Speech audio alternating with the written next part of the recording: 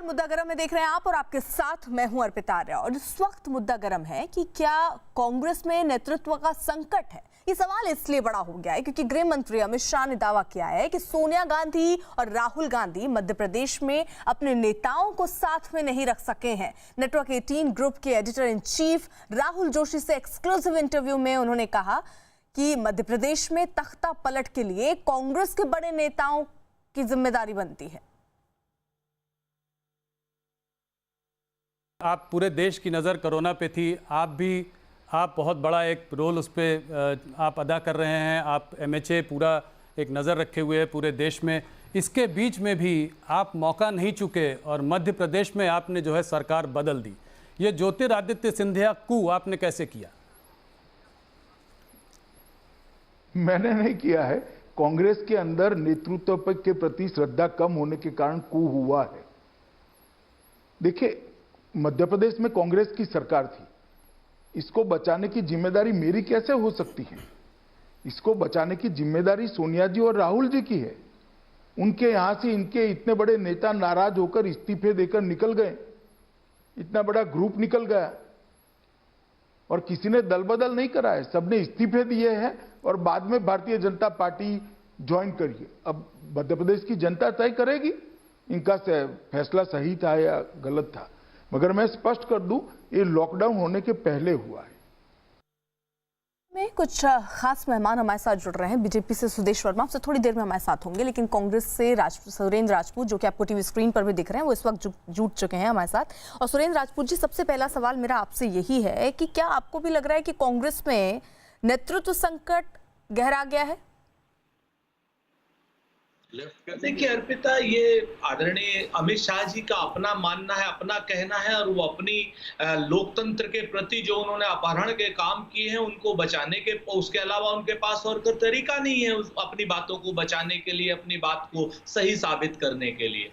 निश्चित तौर पर आज ज्योतिरादित्य सिंधिया जी हमारे यहाँ तीसरे और चौथे नंबर के नेताओं में कहे जाते थे और आज उनको लोग मध्य प्रदेश के अडवाणी जी कह रहे हैं, भारतीय जनता पार्टी के स्वयं लोग ही कह रहे हैं। किसी शिवराज सिंह चौहान जी ने उनको विभीषण कहा, आदरणीय नरेंद्र सिंह तोमर जी ने कहा कि कौन सिंधिया, क्या वो जनप्रतिनिधि हैं? तो ये तो इनको तय करना होगा आदरणीय सिंधिया जी को कि वो विभीषण बन के खुश है, अडवाणी बन के खुश है, या उसी भारतीय जनता पार्टी में ये बन करके खुश है कि कौन सिंधिया। हमारे विभीषण का जिक्र किया तो मैं वैसे वो कोट नहीं करना चाह रही हूँ, लेकिन आप समझिए विभीषण भी बगावती क्यों हुआ? हाँ बिल्कुल, मैं आपसे नहीं, हूं कि विभीषण अगर आप रावण की केस में भी देखेंगे तो आप समझ पाएंगे कि वहां भी विभीषण काम पसंद नहीं आ रहे थे रावण के, और इसलिए उसको लगा कि नहीं, ये सही नहीं है, जो सही है उसका साथ पकड़ लें। देखिए, हम लोग अर्पिता रामायण को डिस्कस करने के लिए नहीं बैठे। नहीं, आपने विभीषण का जिक्र करा तो मैंने इसलिए जिक्र कर दिया। ठीक है सुरेंद्र राजपूत जी, सुदेश वर्मा जी भी इस वक्त हमारे साथ जुड़ चुके हैं, आप उसको जस्टिफाई नहीं कर पाएंगे, आई नो दैट। एक सेकंड सुदेश वर्मा जी। नहीं, हम उसको भी जस्टिफाई कर देंगे, उसकी आप चिंता छोड़ दीजिए, लेकिन हम अगर रामायण पर डिस्कस करेंगे ठीक है सुरेंद्र राजपूत जी, सुदेश वर्मा जी भी हमारे साथ जुड़ गए हैं और वो भी मंद मंद मुस्कुरा रहे हैं। सुदेश वर्मा जी वो कह रहे हैं कि कोई नेतृत्व का संकट है नहीं, कहकर जबरदस्ती संकट आप लोग खड़ा कर रहे हैं। देखिए, वो अभी खुद बोले वो किसी भी चीज को जस्टिफाई कर सकते हैं। ये वो लोग आए तो किसी भी चीज को जस्टिफाई कर दीजिए, उससे नहीं चलते हैं, देश उससे नहीं चलता है। सच क्या है, झूठ क्या है, सबको पता है। अब किसी भी कांग्रेसी से बात करिए, ज्योतिरादित्य सिंधिया जी जब आए थे तो सब हताश थे कि बताइए उनके स्टेशन का नेता अगर कांग्रेस छोड़ता है तो ये बहुत बड़ा धक्का है कांग्रेस के लिए। अगर इसको कांग्रेस प्रधान मानती है तो भाई कांग्रेस का तो फिर आप समझ सकते हो कोई भला कर ही नहीं सकता। देखिए, नेतृत्व क्षमता इस परिवार के बाहर किसी को दिया ही नहीं जाएगा। आपके पास क्षमता होना काफी नहीं है, आपको परिवार देगा ही नहीं। परिवार उसी को देगा जो परिवार की चापलूसी करेगा, और यही कारण है कांग्रेस कभी बढ़ नहीं सकती। और ठीक है, सुरेंद्र राजपूत जी कुछ जवाब देना चाह रहे हैं। सुरेंद्र राजपूत जी मैं आऊंगी। दरअसल कांग्रेस नेता जीतू पटवारी ने यह आरोप लगा दिया है बीजेपी पर कि मध्य प्रदेश में लोकतंत्र की हत्या बीजेपी ने कराई है। आपकी सरकार गिरी क्योंकि आपके नेतृत्व के प्रति श्रद्धा कम हुई थी, इसलिए सिंधिया छोड़कर गए, ऐसा अमित शाह कहते हैं। अमित शाह जी की जिम्मेवारी मध्य प्रदेश सरकार बचाने की नहीं थी, पर लोकतंत्र की हत्या होने से बचाने की थी। वो कहते हैं हमारा कोई लेना देना नहीं। फिर दो मंत्री वही बिके हुए लोगों को क्यों बनाया और ज्योतिरादित्य सिंधिया को क्यों आपने राज्यसभा दी? किस तरीके से देश को समझाओगे कि हमने 1000 करोड़ रुपए के बजट से जो सरकार गिराई उसमें हमारी जिम्मेवारी नहीं है? देश जानता है कि अमित शाह की आदत बन गई है लोकतंत्र की हत्या करने की। नरेंद्र मोदी जी का चलन हो गया है देश में लोकतंत्र की हत्या करने। लेकिन वो कह रहे हैं कि दल बदल नहीं हुआ, सारे लोगों ने बकायदा इस्तीफा दिया। दल बदल नहीं होना और इस्तीफा देना दोनों में एक ही काम हुआ, पैसे का उपयोग हुआ। और देश की सरकार अमित शाह के घर पीयूष गोयल बैठ के नड्डा जी के साथ पूरी घटनाक्रम रचा गया। नेटवर्क 18 को जो एक्सक्लूसिव इंटरव्यू है उन्होंने एक खास बात ये कही है कि जो कुछ भी हुआ ये मध्य प्रदेश में सरकार का जाना ये सब लॉकडाउन के पहले हुआ। बिल्कुल सही है, लॉकडाउन के पहले इसलिए किया गया कि लॉकडाउन उसी से डिले हुआ और पूरे देश में डिले हुआ और इतनी बड़ी महामारी 2 लाख लोग संक्रमित हुए उसी कारण हुए। ये भी एक दोष इन्हीं पे। सुदेश वर्मा जी, जीतू पटवारी ये कह रहे हैं कि ठीक है सरकार मध्य प्रदेश की बचाने जिम्मेदारी नहीं थी, लेकिन लोकतंत्र को तो बचाने की जिम्मेदारी अमित शाह की थी। देखिए, पैसे का खेल कांग्रेस करती आई है। बहुत पैसा बनाया सत्ता में रहने के बाद। इन्होंने पूरे देश को बेचा है जम के, जहां जो मिला अपने लोगों को खड़ा किया। तो ये पैसे की बात कर सकते हैं, ये कभी समझ ही नहीं सकते कि लोगों के उनके नेतृत्व में आस्था ही नहीं बची है। कांग्रेस में कोई फ्यूचर नहीं देख रहा है, ये नहीं समझ में आ रहा है इनको। ठीक है, सुरेंद्र राजपूत, मनगढ़ंत बातें बोल दीजिए लोगों को, इससे कुछ नहीं होने वाला। लोगों को सब समझ में वो थोड़ा मुस्कुरा रहे हैं सुदेश वर्मा जी, और आप सुरेंद्र राजपूत जी तो पूरा मुस्कुराने लगे अब जवाब देने से पहले। सुरेंद्र राजपूत जी। जी नहीं, मैं सुदेश वर्मा जी की बात पे कह रहा हूँ कि पूरा देश बेचने की बात ये कह रहे हैं। सच्चाई ये है कि 23 कंपनियां ये बेच रहे हैं और हम पर बेचने का आरोप लगाने वाले हमने तो आज तक कंपनियां बनाई, बीपीसीएल बनाई हुई हमारी बेच रहे हैं, एयर इंडिया बचा।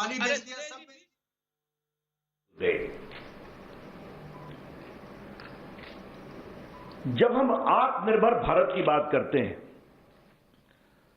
तो हम एक अलगाववादी भारत की बात नहीं करते हैं। एक हम अंदर झुके हुए भारत की बात नहीं करते हैं। Self reliant India is not an India of isolation. It is not an India of inward looking.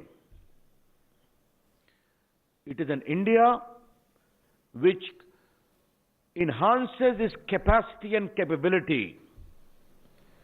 develops an ecosystem as a robust asset to the global economy. Bharat अपनी क्षमता, अपनी प्रतिभा, अपने वैल्यू चेन और मैन्युफैक्चरिंग की दिशा में ecosystem बढ़ाकर भारत की बड़ी अर्थव्यवस्था को दुनिया की अर्थव्यवस्था के एक एसेट के रूप में हम बनाएं, यह है आत्मनिर्भर भारत। उसमें हम एफडीआई भी लाएंगे, टेक्नोलॉजी भी लाएंगे, हमारा अनुभव भी है, हमारा ह्यूमन रिसोर्स भी है। तो मुझे लगा कि आरंभ में ही मैं इसको स्पष्ट कर दूं।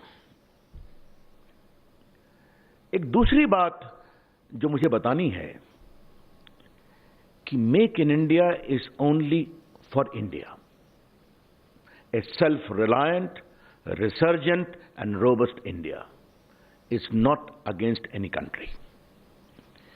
ये दूसरा विषय मुझे लगा कि आपको बताना जरूरी है। ये तीनों स्कीम की चर्चा डडवालिया साहब ने अभी ब्रीफली बताई, थोड़ा मैं उस पर टिप्पणी करूंगा, फिर अजय साहनी प्रेजेंटेशन करेंगे, फिर आपके प्रश्नों का जो उत्तर देने में होगा मैं दूंगा, आवश्यकता पड़ेगी तो हमारे अमिताभ जी भी देंगे। लेकिन इस स्कीम के फॉर्मुलेशन में मेरे विभाग ने और नीति आयोग ने और विशेष रूप से अमिताभ जी ने बहुत पहल की है। तो मैं अपने सारे पदाधिकारियों का और अमिताभ जी का और विशेष रूप से इलेक्ट्रॉनिक क्षेत्र के सारे उद्यमियों का मैं बहुत अभिनंदन करता हूं कि we also had a very extensive consultation with them and they also gave their inputs which has helped us to create this 3 schemes today which we are launching today. आज इनको हम शुरू कर रहे हैं। मित्रों, इसके पहले कि मैं इस स्कीम पे आऊं, थोड़ा मैं भारत के इलेक्ट्रॉनिक मैन्युफैक्चरिंग में हमने क्या किया है इसके बारे में हम आपको बताना चाहते हैं, बहुत संक्षेप में। जब हमारी सरकार 14 में आई थी तो देश का इलेक्ट्रॉनिक मैन्युफैक्चरिंग का प्रोडक्ट था 1,90,366 crore. When our government had come to power, the electronic manufacturing in India was 1,90,366 crore. आज 18-19 में यह बढ़कर हो गया है 4,58,006 crore. In 4 years' time, from 1,90,000 crore, the production has risen to 4,58,000 crore. India's global share in the electronic manufacturing has risen from 1.3% in 2012 to 3% in 2018. और सबसे बड़ी बात है कि the electronic production has surpassed the imports. ये मैं आपसे एक बात कहना चाहता हूं. बाकी एक्सपोर्ट का मैं अभी आपको नंबर नहीं दे रहा हूं, आप पूछेंगे तो विस्तार से मैं बता दूंगा. इस इलेक्ट्रॉनिक मैन्युफैक्चरिंग की बढ़ोतरी में, और ये सभी इलेक्ट्रॉनिक मैन्युफैक्चरिंग के सेगमेंट्स हैं, अजय के प्रेजेंटेशन में आपको बताया जाएगा. मोबाइल मैन्युफैक्चरिंग ने बहुत बड़ा काम किया है. आपको मालूम है 14 में हम आए थे तो सिर्फ 2 मोबाइल फैक्ट्री थी. तो रविशंकर प्रसाद केंद्रीय मंत्री जो कि तमाम उस मुद्दे पर बात कर रहे हैं, तो कैसे आखिरकार आत्मनिर्भर भारत बनाने की जो बात कही जा रही है उसको इंप्लीमेंट भी किया जाएगा. और प्रधानमंत्री नरेंद्र मोदी भी इससे पहले आए थे और उन्होंने ये कहा था कि सरकार पूरी तरीके से तैयार है और लोगों के साथ है. अपनी चर्चा पर लौटते हैं. हमारा आज का यही मुद्दा है कि क्या कांग्रेस में नेतृत्व के प्रति श्रद्धा खत्म हुई है, ये एक बड़ा सवाल है. सुरेंद्र राजपूत जी कुछ कहना चाह रहे हैं. सुरेंद्र राजपूत जी. जी, मेरी बात अधूरी रह गई थी. ये जो अभी सुदेश वर्मा जी ने आरोप लगाया कि हम लोगों ने ऐसा बेचा वैसा बेचा, तो हम आपसे बड़ा निवेदन करने चाह रहे हैं कि पिछले 70 साल में जो हमने सार्वजनिक उपक्रम बनाए, पिछले 4 साल से 6 साल के बीच में भारतीय जनता पार्टी की सरकार ने वो बेचे हैं और तो कुछ नहीं बिका. सच बात ये है कि जितनी इन लोगों ने आरोप लगाए, आरोपों पर इन्होंने सरकार बनाई, किसी आरोप को ये सिद्ध नहीं कर पाए. अब आप आ जाइए कहीं ना कहीं नेतृत्व परिवर्तन पर या नेतृत्व की क्षमता पर. तो आज आप आदरणीय नरेंद्र मोदी जी को माइनस कर दीजिए पूरी भारतीय जनता पार्टी से, तो आपको ये तक याद नहीं होगा कि इनके मंत्रिमंडल में पहले 4 मंत्रियों को छोड़कर के 5वां मंत्री कौन सा है. इनके एक प्रवक्ता ने अपने श्रम मंत्री तक का नाम गूगल पे सर्च किया था. श्रम मंत्री तक का नाम. अरे आदरणीय सुरेश जी, 2 मिनट चुप रह जाइए. सर मैं आज मैं आपसे चिक करते हैं. अर्पिता भी जानती है कि आप मोदी जी को माइनस कर दीजिएगा. अब अर्पिता मेरी जिम्मेवारी नहीं होगी इनके समय में. अब अर्पिता मेरी जिम्मेवारी नहीं होगी इनके समय में. आप मत कहिएगा मुझसे फिर. ठीक है सुदेश वर्मा जी, मैं आपसे बहुत कंप्लीट कर लेने दीजिए. एक एक करके चाह रहा हूँ कि आप किसी भी कश्मीर से लेकर कन्याकुमारी तक आप जिस राज्य में कहिए सक्षम नेतृत्व. कश्मीर में गुलाम नबी आजाद साहब, पंजाब में कैप्टन अमरिंदर सिंह, हरियाणा में रणदीप सिंह सुरजेवाला साहब, हुड्डा साहब. ये आरोप तो आपके ही नेता कई बार लगाते रहे हैं जो अलग हुए. वो कह रहे हैं राहुल गांधी से मिलने का वक्त, बात करने का वक्त मांगो, वो वक्त नहीं देते हैं. राहुल गांधी जी तो अर्पिता जब देश के मजदूरों के साथ सड़क पर बैठ के मिल लेते हैं, देश के टैक्सी ड्राइवरों के साथ आपको टैक्सी स्टैंड पे जाके मिल लेते हैं, पुलियों के साथ जाकर के रेलवे स्टेशन पे मिल लेते हैं. सच बात है कि जल्दी से सुदेश वर्मा जी, जिसको पार्टी छोड़नी है, जिसे सत्ता, ठीक है सुरेश राजपूत जी जल्दी से जवाब दीजिए. इसमें कोई भ्रम न रखिए. ये पूरा मैंडेट मोदी जी को है, मोदी जी के विजन को है. जिसको भी खड़ा करते वही जीतता. ये बिल्कुल सही मोदी जी को मिला है. इसे मोदी जी को कैसे माइनस कर दीजिएगा? उनके विजन पर ऐसे नहीं, एक एक करके बोलेंगे तो बेहतर तरीके से दर्शक भी समझ पाएंगे ना आप लोग क्या बोल रहे हैं. मैं आप दोनों को रोक रही हूँ. नेटवर्क 18 के editor in chief Rahul Joshi से एक्सक्लूसिव बातचीत में गृह मंत्री अमित शाह ने राहुल गांधी को जवाब दिया कि उनकी सीधे बैंक खाते में पैसा डालने की योजना चुनाव में नकार दी गई है. अमित शाह जी, राहुल गांधी जी ने कुछ बड़े इकोनॉमिस्ट से सलाह की है, बातचीत की है, रघुराम राजन जी से बातचीत की है. उन्होंने अभिजीत बैनर्जी से बात करके ये कहा कि ये पैसा जो है माइग्रेंट लेबर को सीधा देना चाहिए था. तो कोई स्पेशल पैकेज सरकार सोच रही है प्रवासी मजदूरों के लिए आने वाले समय में? मैं आपको बताता हूं. हमने देखिए राहुल जी एक उनकी योजना लेकर घूम रहे, 7,500 रुपया हर एक के बैंक अकाउंट में डाल दो. चुनाव में भी उन्होंने न्याय नाम से योजना घुमाई थी. मगर देश की जनता ने उसको रिजेक्ट कर दिया। वो जानते नहीं है कि योजना रिजेक्ट हो चुकी है और 1 साल हो गया, फिर भी कैसेट वहीं बज रही है। अगर राहुल जी, कुछ लोग वक्र दृष्टा होते हैं, जिनकी दृष्टि ही वक्र है तो चीज कभी सीधी नहीं दिखाई पड़ेगी उनको, और वक्र दृष्टा लोगों को देश की जनता बहुत अच्छे तरीके से जानती है, ना गंभीरता से उनको लेती है, ना उनके कहे में आती है। सुरेंद्र राजपूत जी, जो आप जवाब देना चाह रहे हैं बिना सवाल के, चलिए अमित शाह के जो उन्होंने कहा उसी पर जवाब दे दीजिए, फिर मैं सवाल पूछती हूँ अपना। हाँ, मैं आपसे बड़े बड़े आदर के साथ, आदरणीय अमित शाह जी ने जो बात कही, चूंकि अब चुनाव नहीं है, हम लोग चुनावी बात नहीं करना चाहते, लेकिन बहुत स्पष्ट रूप से, क्या अगर कोई योजना को आप वो वोट नहीं मिला है तो इसका मतलब क्या वो योजना अच्छी नहीं है?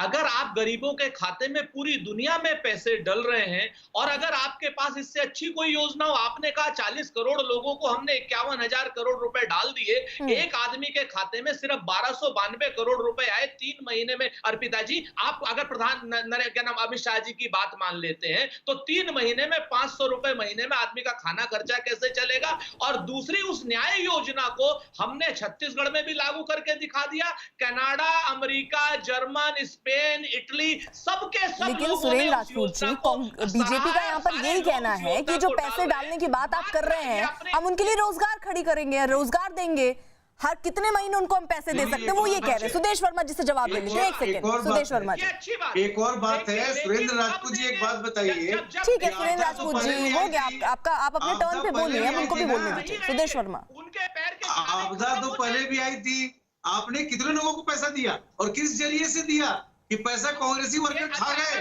क्योंकि बैंक अकाउंट तो थे नहीं, अकाउंट में जनधन योजना में हमने अकाउंट बनाया है, तब आप पैसा दे सकते हैं। पैसा कैसे देते थे कि कांग्रेस वर्कर खा जाते थे? बताइए, लोन देना है तो कांग्रेस का वर्कर खा रहा है, नरेगा देना। अरे एक एक करके दोनों लोग अपनी बात रखिए। सुरेंद्र राजपूत जी, अकाउंट में थे नहीं पैसा, तो पैसा कहाँ जाते थे?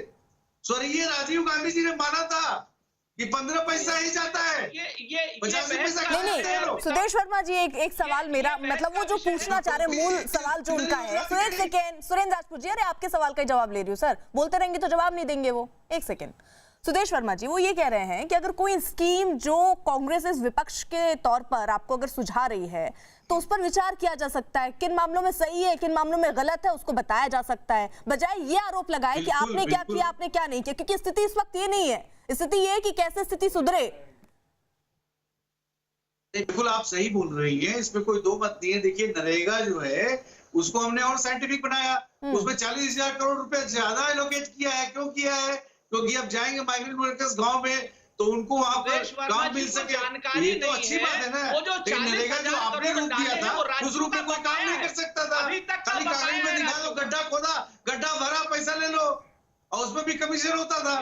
अब तो सीधे अकाउंट में जा रहा है सबके। यही एक बहुत बड़ी बात ठीक है। 1 सेकंड, मैं दोनों लोगों के पास आ रही हूँ, आप दोनों को रोक रही हूँ। प्लीज आप लोग बड़ी ही उससे धैर्य के साथ एक एक करके जवाब देंगे तो बेहतर तरीके से चीजें समझ में आएंगी। आप दोनों को मैं रोक रही हूँ। दरअसल गृह मंत्री अमित शाह ने यह भी आरोप लगाया कि एक परिवार ने 60 साल तक देश की तरक्की की बजाय अपनी तरक्की को तरजीह दी, जिसे अब देश की जनता समझ चुकी है। जिन्होंने 6 दशकों तक अपने परिवार के लिए ही सोचा है और सत्ता का सुख ही सिर्फ भोगा है, वो परिवार ये रणनीति को नहीं समझ सकता, क्योंकि इनके पास बहुत मौके देश की जनता ने दिए। देश वहां का वहां रहेगा, परिवार मजबूत होता गया।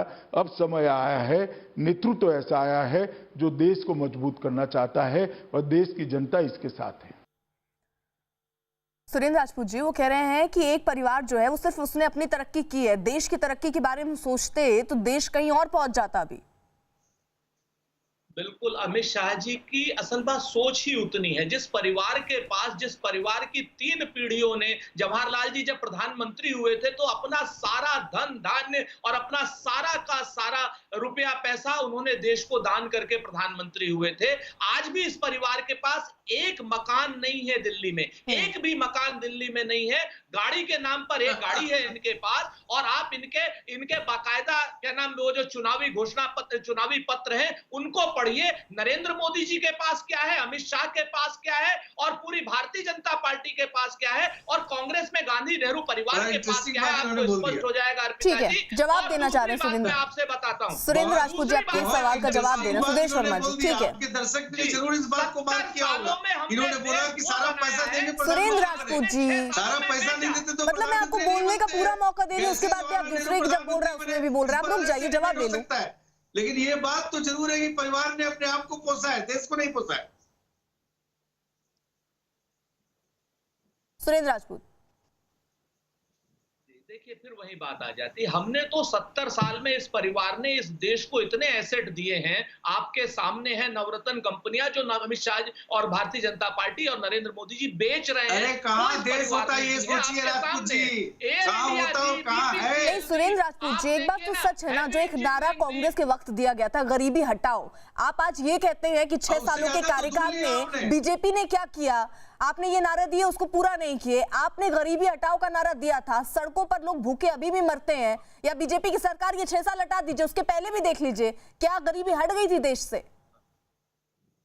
देखिए मैं फिर से बताता हूं आपसे, गरीबी हटाओ के नारे से क्या हुआ था और गरीबी का अर्पिता पैमाना क्या था। अगर आप देखेंगे जिस समय गरीबी हटाओ का नारा था उस वक्त गरीबी का पैमाना 35 पैसे था और आज गरीबी का पैमाना 6,000 रुपए है। आप मेरी बात को समझिए, पूरे के पूरे देश का परिवर्तन आमूल चूल किया है कांग्रेस के जमाने में, और कांग्रेस ने जितने इंडस्ट्रियां लगाई, हरित क्रांति, दुग्ध क्रांति से लेकर एटॉमिक विखंडन से लेकर, ठीक है, फिलहाल मैं आप दोनों को रोक रही हूँ। दोनों का बहुत बहुत शुक्रिया चर्चा में जुड़ने के लिए। वक्त की थोड़ी कमी होने के कारण आप दोनों को मुझे रोकना पड़ रहा है, माफी के साथ। आपको बता दें, दिल्ली ने अपने सभी बॉर्डर सील कर दिए हैं। दिल्ली यूपी बॉर्डर और दिल्ली गुरुग्राम बॉर्डर पर इस समय गाड़ियों की लंबी कतार देखी जा रही है, लेकिन सिर्फ उन गाड़ियों को ही आने जाने की इजाजत दी जा रही है जिनके पास बॉर्डर पार करने का पास है। तो ये 3 तस्वीरें जरा आप देखिए, इसको देखकर अंदाजा आप लगा सकते हैं कि आम जनता इस वक्त कितनी परेशान होगी। दिल्ली गुरुग्राम बॉर्डर आप देख रहे हैं, दिल्ली गाजियाबाद बॉर्डर आप देख रहे हैं, और सख्ती वहां किस तरीके से हो रही है। दिल्ली नोएडा बॉर्डर की भी तस्वीरें हैं, लोगों को वहां से वापस कराया जा रहा है, जिनके पास पास है उन्हें ही आगे जाने दिया जा रहा है। दिल्ली यूपी के बॉर्डर को सील कर दिया गया है। गाजियाबाद की तरफ से दिल्ली जाने वाली गाड़ियों को रोक दिया गया है। दिल्ली पुलिस गाजियाबाद की तरफ से आने वाली गाड़ियों की जांच कर रही है जिनके पास बॉर्डर पार करने की अनुमति है। सिर्फ उन गाड़ियों को ही जाने दिया जा रहा है।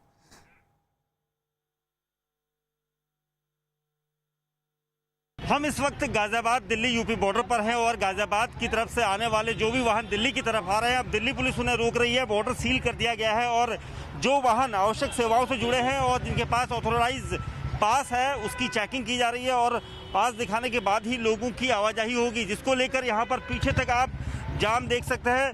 कुछ देर पहले ही ये ऑर्डर दिल्ली पुलिस को मिला है, जिसके बाद दिल्ली पुलिस की तरफ से जो गाजियाबाद चाहे वैशाली से लोग आ रहे हों या फिर यूपी जो हाईवे की तरफ से ये दिल्ली की तरफ आता है, इस पूरे रूट को यहाँ पर चेकिंग करके रोका जा रहा है वाहनों को। और यहाँ पर आप देख सकते हैं लगातार जो वाहन है वो यहाँ पर चेकिंग की जा रही है। आप मेरे इस तरफ भी देख सकते हैं, क्योंकि जो रूट अभी तक यहाँ पर खुला था वो अब रूट जो है वो यहाँ पर पूरी तरह से यहाँ पर बाधित करके यहाँ पर चेकिंग की जा रही है और उसको लेकर खासा यहाँ पर जो पुलिसकर्मी हैं दिल्ली पुलिस के वो यहाँ पर सजग हो चुके हैं और हर वाहन की यहाँ पर चेकिंग की जा रही है, जिसकी वजह से लंबा जाम यहाँ पर लगना शुरू हो गया है। आप देख सकते हैं जो भी अभी तक निकल रहा था अब उसको यहाँ पर चेकिंग करके ही दिल्ली की तरफ प्रवेश करने दिया जा रहा है। एक दिन पहले ही दिल्ली के मुख्यमंत्री अरविंद केजरीवाल ने ये कहा था कि यहाँ पर जो भी दिल्ली का जो बॉर्डर रहेगा, दिल्ली के जहाँ जहाँ पर भी रहेंगे और दिल्ली से दूसरे राज्यों की सीमाओं के बॉर्डर जो हैं वो सील किए जाएंगे और 1 हफ्ते तक ये बॉर्डर सील किए जाएंगे और इसको लेकर यहाँ पर दिल्ली पुलिस की कवायद शुरू हो गई है। और हमारे साथ आम आदमी पार्टी से ही सौरभ भारद्वाज इस वक्त जुड़ चुके हैं। सौरभ जी, बहुत बहुत स्वागत है आपका न्यूज़ 18 इंडिया पर। मेरा पहला बड़ा और महत्वपूर्ण सवाल ये कि अब जो लोगों को दिक्कत हो रही है उसके बारे में दिल्ली सरकार क्या सोच रही है?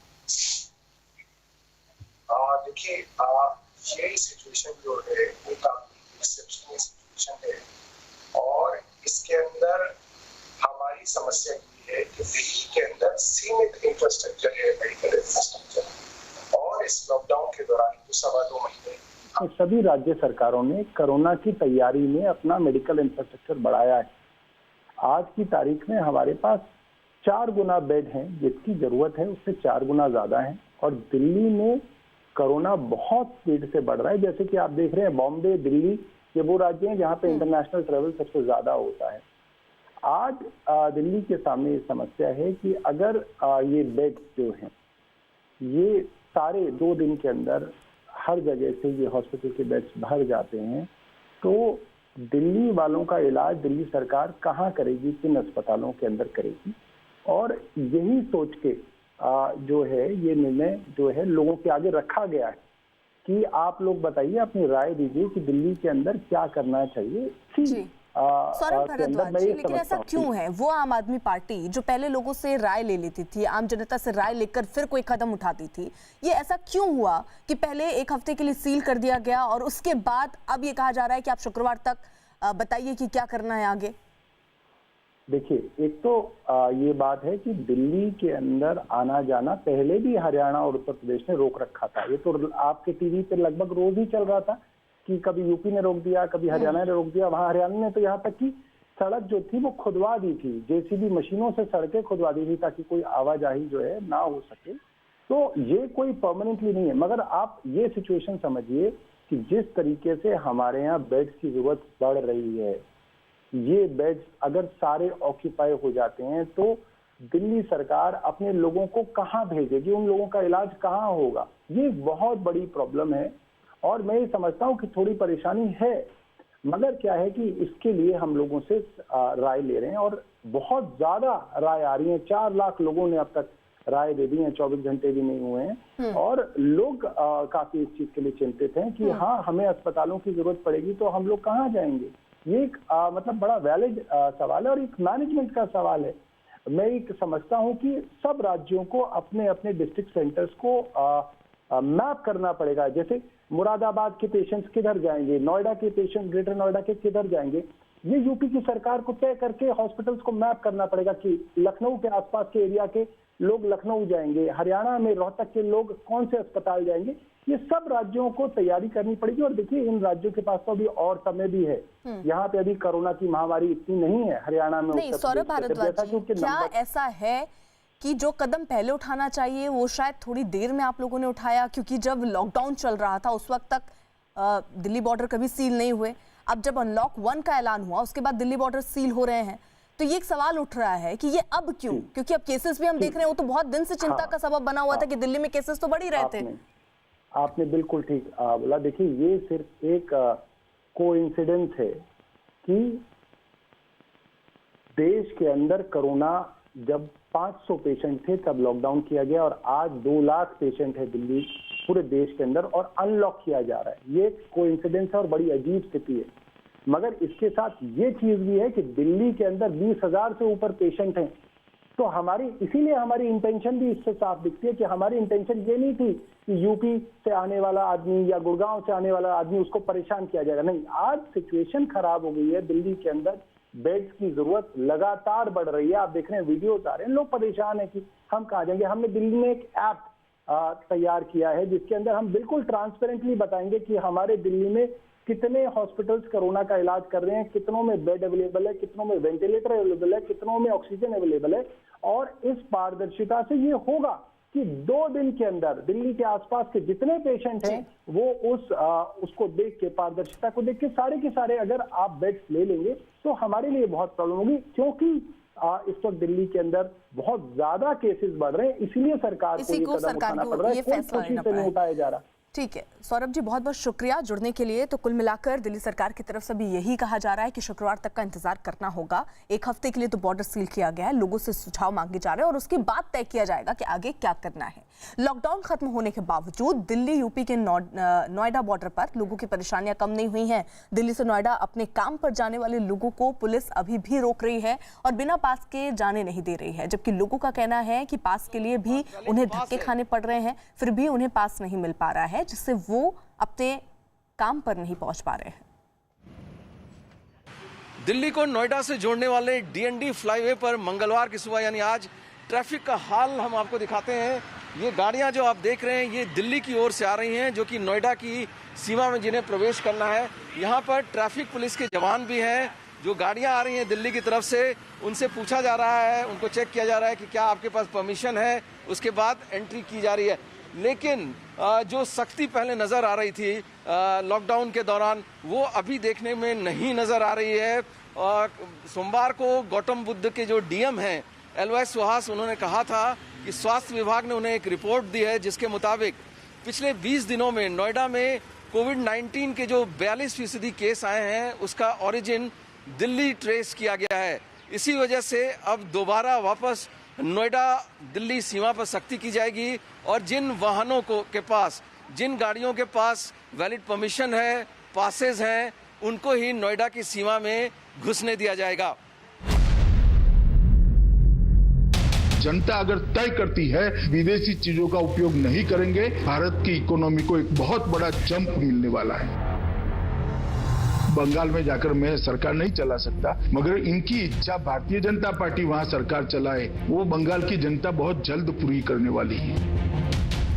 हमारी सीमाओं और हमारे सार्वभौमत्व के साथ हम इसके रक्षा के लिए अडिग खड़े रहेंगे। मैं स्वीकार करता हूं कई लोगों को तकलीफ पड़ी है, उनके लिए हमारी भी संवेदना है, देश के प्रधानमंत्री की भी संवेदना है, परंतु ऐसा नहीं है कि व्यवस्था नहीं हुई है।